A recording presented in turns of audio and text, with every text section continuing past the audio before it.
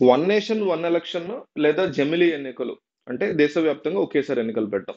మనకి రెండు రకాల elections different kind of elections ఉన్న టాప్ టూ వచ్చేసి లోక్సభ ఎన్నికలు. అంటే మెంబర్ ఆఫ్ పార్లమెంట్స్ దేశంలో ఉండేటువంటి లోక్సభలో ఉండేటువంటి పార్లమెంట్ మెంబర్స్ ని ఎన్నుకోవడానికి దేశవ్యాప్తంగా ఎన్నికలు పెడుతూ ఉంటారు. మొన్న జరిగింది అదే ఎలక్షన్ దేశవ్యాప్తంగా జరిగింది కదా. అయితే అది కాకుండా అసెంబ్లీ ఎన్నికలు జరుగుతాయి. మనకైతే ఆంధ్రప్రదేశ్ లో ఒకేసారి జరిగాయి, కానీ మీరు తెలంగాణలో అబ్జర్వ్ చేస్తే డిసెంబర్ టైంలోనే, డిసెంబర్‌కి ముందే అక్కడ హ్మ్, అసెంబ్లీ ఎన్నికలు జరిగాయి. మొన్న మనతో పాటు ఆంధ్రప్రదేశ్‌తో పాటుగా తెలంగాణలో లోక్సభ ఎన్నికలు జరిగాయి. అట్లా కాకుండా అంటే కొన్ని రాష్ట్రాలకి అసెంబ్లీతో పాటు లోక్సభ చాలా తక్కువ రాష్ట్రాలకు జరిగింది మొన్న. అట్లా కాకుండా లోక్సభని మొత్తం లోక్సభ ఎన్నికలన్నీ ఒకే రోజు, అదే రోజు ఎమ్మెల్యే ఎన్నికలు కూడా పెట్టడాన్ని మనం జమిలీ ఎన్నికలు అనే కింద దాన్ని మాట్లాడుకుంటాం. వన్ నేషన్ వన్ ఎలక్షన్ ఒకేసారి పెట్టేస్తారు ఇక ఎన్నికలు. ఎమ్మెల్యేలు, చీఫ్ మినిస్టర్ అదే రోజు రిజల్ట్స్ ద్వారా అదే రోజు ఎన్నుకుంటాం ఎమ్మెల్యేలని, తద్వారా సీఎంని. అదే రోజు ఎంపీలని, తద్వారా ప్రధాన మంత్రిని కూడా అదే రోజు ఎన్నేసుకుంటాం. దాన్ని బేసిక్ గా ఎలక్షన్ అంటాం. ఆంధ్రప్రదేశ్ వాళ్ళకైతే ఇక చెప్పక్కర్లా. మనం వేసేటప్పుడు ఓటు ఎమ్మెల్యేది ఒక బ్యాలెట్ ఉంటుంది, పక్క బ్యాలెట్ లో ఈవీఎం బ్యాలెట్ లో పక్క దాంట్లోనే ఎంపీకి ఓటేస్తాం కదా.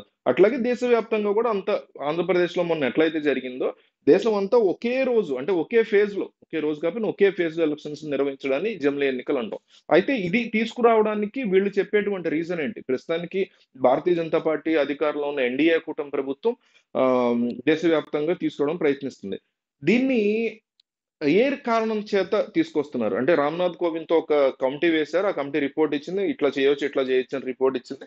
అయితే ఫినాన్షియల్ గా అనేక సార్లు ఎలక్షన్ పెట్టడం వల్ల, ఉదాహరణకి ఆంధ్రప్రదేశ్ లో ఆ, లోక్సభ ఎలక్షన్, అసెంబ్లీ ఎలక్షన్ రెండు పెట్టడానికి కాస్త డిఫరెన్స్ తో ఒకే ఒకే రకమైనటువంటి ఖర్చుతో తేలిపోయింది. కానీ తెలంగాణలో మీకు ఎలక్షన్ నిర్వహించడానికి ఒకసారి మొత్తం అసెంబ్లీ కోసం డిసెంబర్లో ఖర్చు, మళ్ళీ ఎంపీ కోసం మొన్న జరిగినటువంటి మేలో జరిగినటువంటి ఖర్చు, ఇట్లా డిఫరెంట్ డిఫరెంట్ రెండు రకాల ఖర్చులు ప్రభుత్వానికి అవుతున్నాయి.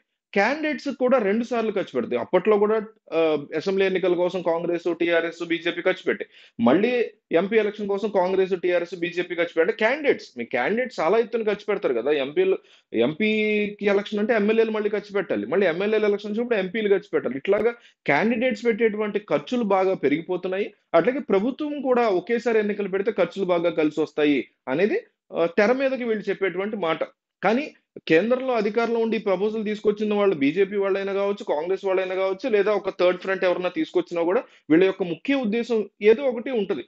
పర్సనల్ గా వాళ్ళకి, వాళ్ళ పార్టీకి, వాళ్ళ గెలుపుకి, ముఖ్యంగా అధికారంలోకి వచ్చిన వాళ్ళు మళ్ళీ గెలవటం కోసమే 90% ఆఫ్ ది థింగ్స్ చేస్తారు. మన కోసం చేసేవి 5 to 7% ఉంటాయి ఎవరైనా సరే, టాప్ లెవెల్లో అయినా రాష్ట్రాల్లో అయినా సరే. కాబట్టి ఇక్కడ బీజేపీ పార్టీకి లేదా కాంగ్రెస్ తీసుకొచ్చి ఉంటే ఒకవేళ కేంద్రంలో ఉన్నప్పుడు వాళ్ళకి ఉన్నటువంటి ముఖ్య ఉద్దేశం ఏది ఉంటుందంటే, ఇక్కడ జాతీయ పార్టీలకి ఎప్పుడైనా సరే లోక్సభ ఎన్నికల్లో ఎక్కువ ఫెచ్చింగ్ కనిపిస్తుంది. ఇప్పుడు ఆంధ్రప్రదేశ్లో ఎన్నికలు జరిగింది అనుకోండి, మోడీకి సంబంధించినటువంటి ఎన్నికలు జరుగుతున్నాయి అనేటువంటి ఒక ఫీలింగ్, లేకపోతే రాహుల్ గాంధీకి సంబంధించిన ఎన్నికలు జరుగుతున్నాయనే ఫీలింగ్ అనేది కొన్ని కొన్ని రాష్ట్రాల్లో, ఆంధ్రప్రదేశ్లో అంతగా లేకపోయినా కొన్ని కొన్ని రాష్ట్రాల్లో ఎక్కువగా, తెలంగాణ లాంటి ప్రాంతాల్లో మీకు జాతీయ పార్టీల వైపు మొగ్గు చూపించేటువంటి పరిస్థితి, అది కాంగ్రెస్ వైపు కావచ్చు, బీజేపీ వైపు కావచ్చు, కాస్త ఫేవరబుల్ గా అనిపించే ఛాన్సెస్ ఎక్కువ ఉంటాయి. అందువల్ల దీన్ని క్యాష్ చేసుకోవడానికి బీజేపీ పార్టీ ఇట్లాంటి తీసుకొచ్చింది అనేటువంటి ఒక క్రిటిసిజం కూడా అయితే డెఫినెట్లీ ఉంది. సో ఇట్లా చేసినప్పుడు దీనికి సంబంధించి కాన్స్టిట్యూషన్ లోనే ఎన్నో రకాల అమెండ్మెంట్స్ చేయాలి. ఆ అమెండ్మెంట్స్ చేయొచ్చు, ఈ రకంగా చేయొచ్చు. ఆ, అయితే ఇట్లా చేసేటువంటి క్రమంలో ఆబ్వియస్లీ ప్రతిపక్షాలు చాలా పార్టీస్ దీన్ని కండెమ్ చేస్తున్నాయి. ఇది డెమోక్రసీకి విరుద్ధం అంటున్నాయి. అదంతా మనం తర్వాత డిస్కస్ చేద్దాం, ఎట్లా విరుద్ధం ఏంటి అనేది. అయితే మెయిన్ ప్రాబ్లం ఎక్కడ వస్తుంది అసలు? ఫస్ట్ మనకి 1947 తర్వాత, 1950 తర్వాత జరిగినటువంటి ఎలక్షన్స్ ఇట్లాగే జరిగినాయి. ఒకేసారి లోక్సభ, అసెంబ్లీ కాస్త అటు ఇటుగానే జరిగాయి. కానీ ఇంత డిఫరెన్సెస్ ఎందుకు వచ్చాయి? ఇన్ని రాష్ట్రాల్లో ఎందుకు వచ్చాయంటే, మధ్యలో కొన్నిసార్లు ముఖ్యమంత్రులు చనిపోవడం కావచ్చు, ప్రభుత్వాలు డిజాల్వ్ అయిపోతాయి. ప్రభుత్వాలని అవిశ్వాస తీర్మానాలు పెట్టి ప్రభుత్వాలని కూల్చేస్తారు ఎమ్మెల్యేలు. అంటే తమ యొక్క నాయకుడో లేకపోతే వేరే వాళ్ళకి రాజకీయం చేసి, తెల్లారిన దగ్గర నుంచి వాళ్ళు బతుకంత రాజకీయమే కాబట్టి రాజకీయాలు చేసి ఆ, మంచికో చెడుకో ప్రభుత్వాలను కూల్చేస్తారు. అప్పుడు మళ్ళీ ఎలక్షన్ రావటం, దానివల్ల ఈ 5 ఏళ్లకు రావాల్సిన ఎలక్షన్ 3 ఏళ్లకే వచ్చేయడం. సో మళ్ళీ ఈసారి 5 ఏళ్ల వరకు వెయిట్ చేసేదాకా ఎలక్షన్ రావడం. అయితే కొన్నిసార్లు ప్రభుత్వాలే కాల్ఫర్ చేస్తాయి ప్రభుత్వాన్ని. ఇప్పుడు 2018లో మీకు గుర్తుంటే కేసీఆర్ 19లో తన 5 ఏళ్ల టర్మ్ పూర్తవుతున్నా కానీ ఆయన ముందుగానే గవర్నర్ వద్దకు వెళ్ళి, మాకు మళ్ళీ నేను తన ప్రభుత్వాన్ని తానే డిజాల్వ్ చేసుకొని మళ్ళీ ఎలక్షన్‌కి వెళ్లారు. అట్లా గతంలో ఒకసారి చంద్రబాబు కూడా వెళ్లారు. అట్లా వెళ్తూ ఉంటారు సీఎంస్.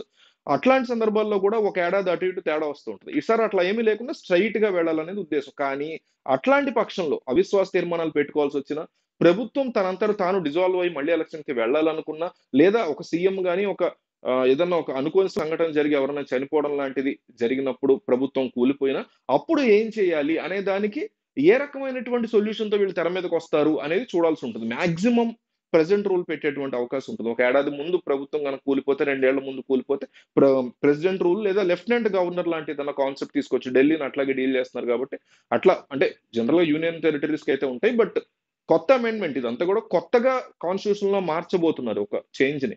ఇది మళ్ళీ లోక్‌సభకెళ్తుంది. లోక్‌సభలో డిస్కషన్స్ ఉంటాయి. దీని మీద రకరకాల రచ్చ నడుస్తది. మళ్ళీ దాన్ని రాజ్యసభలో పెడతారు. ఇక్కడ అప్రూవల్ అవ్వాలి. లోక్‌సభలో ఎక్కువ మంది ఎంపీస్ ద్వారా ఓటింగ్ పడాలి. రాజ్యసభకెళ్ళి అక్కడ కూడా అప్రూవల్ పడి అప్పుడు గాని అది ఫైనల్‌గా కాన్స్టిట్యూషనల్ అమెండ్‌మెంట్ చేసి గాని మనం దాన్ని తెర మీదకి తీసుకురాలేము. అఫీషియల్‌గా ఇంప్లిమెంట్ చేయలేము. ఇదంతా అవ్వడానికి కాస్త టైం పడుతుంది. దాంతో పాటు ఎప్పుడు పెడతారు? ఏ సంవత్సరం నుంచి పెడతారు? మామూలుగా అయితే 2024 కంటే 2029కి కట్టొస్తుంది.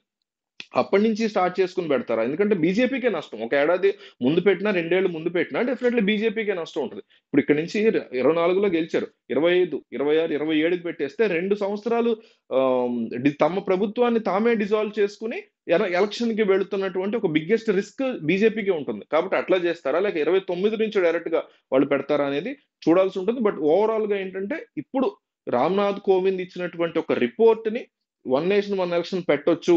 ఇది విధి విధానాలు ఇవి. ఇట్లాంటి చేంజెస్ చేయాల్సి ఉంటుంది కాన్స్టిట్యూషన్‌లో. ఈ అమెండ్‌మెంట్‌లు మార్చాల్సి ఉంటుంది. ఇవన్నీ చెప్పిన ఆ రిపోర్ట్ ఏదైతే ఉంటుందో దాన్ని union ministry, Indian cabinet ministry దీన్ని అప్రూవల్ చేసింది. ఈ అప్రూవల్ చేసినటువంటి దాన్ని మళ్ళీ లోక్‌సభలో ఆహ్, సభలో ప్రవేశపెట్టడం, దాని మీద డిస్కషన్, నానా రచ్చ, దాని మీద నెగెటివ్‌లు, పాజిటివ్‌లు అన్ని అయిన తర్వాత ఓటింగ్ ఉంటుంది. అక్కడ గనక అది అప్రూవ్ అయితే మళ్ళీ తీసుకెళ్ళి రాజ్యసభలో పెట్టాల్సి ఉంటుంది మాక్సిమం. పెట్టిన తర్వాత అక్కడ మళ్ళీ డిస్కషన్స్, అప్రూవల్. దాని తర్వాత గాని అది మళ్ళీ ద్రౌపది ముర్ము ప్రెసిడెంట్ వద్దకెళ్తుంది. ఆమె గూడా అంగీకరించిన తర్వాత కాన్స్టిట్యూషనల్ అమెండ్‌మెంట్ చేసి దీన్ని ఇంప్లిమెంట్ చేయాలి. ఇంప్లిమెంట్ చేసినప్పుడు ఆహ్, ఏ సంవత్సరం నుంచి మళ్ళీ మనం పెట్టుకోవాలనేది గూడా డిస్కస్ చేయాల్సి ఉంటుంది. ఓవరాల్‌గా అసలు ఇది ముందుకెళ్తుందా? వెనక్కెళ్తుందా? ఇంకా దీని మీద రకరకాల కాంట్రోవర్సీ అవన్నీ ఉంటాయి. బట్ దాని మీద నేను వీడియోస్ కవర్ చేస్తా. బట్ అసలు ఏంటి బేసిక్‌గా వన్ నేషన్ వన్ ఎలక్షన్ అంటే ఏంటి? జమిలీ ఎన్నికలు అంటే ఏంటి? అని చెప్పడం కోసం వీడియో చేశా. వీలైనంత ఎక్కువ మందికి షేర్ చేయండి. చాలా మందికి తెలియని వాళ్ళు ఉంటారు. వన్ నేషన్ వన్ ఎలక్షన్ అంటే ఇదన్నమాట. సో తెలియని వాళ్ళకి తెలియజేయడానికి ట్రై చేయండి ఈ వీడియో షేర్ చేసి.